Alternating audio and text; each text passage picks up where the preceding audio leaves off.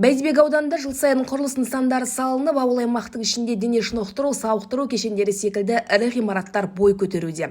Ал 2026 жылда бірқатар жобалар жүзеге асады деп күтілуде. Мәселен, Ақтас елді мекенінде мәдениет үйі, Шалдар ауылындағы спорт залының құрылысы, Шаян ауылында орталық стадион салу жоспарлануда.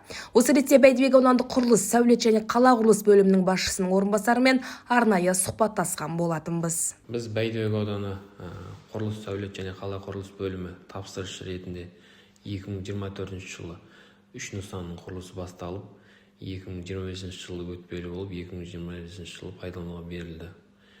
Атап айтар болсақ, 2 спорт нысаны және 1 мәдениет нысаны.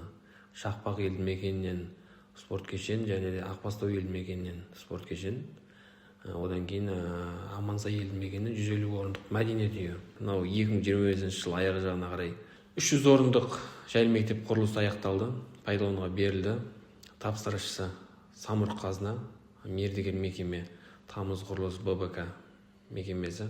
5 жылдық кепілдік мерзімнің ішінде ақаулықтар шыққан жағдайда мердігер тарапынан келіп, ақаулықтарды қалпына келтіріп береді. Ақбастау ауылындағы спорт комплексіміз осы 2025 жылдың аяғына қарай пайдалануға берілді. Желтоқсан айында. Ішінде күрес залы бар, тренажерный залы бар, бокс үйірмесі бар, сыртында жаз айларында футбол ойнауға болады, волейболмен айналысуға болады. 2025 жылда көптеген жобалар сәтті жүзеге асқан. Мәселен, Шақпақ ауылындағы спорт залының құрылысы жергілікті жұртшылықты қуантты. Бұл спорт нысанының сапасында бүгінде құрылыс бөлімінің мамандары оң бағасын беруде. Бәйдібек аудандық құрылыс бөлімі тарапынан бірқатар негізгі жобалар дайын. Атап айтқанда, мәдениет үйлері, спорт залдар мен стадиондардың жобалық сметалық құжаттамалары әзірленген.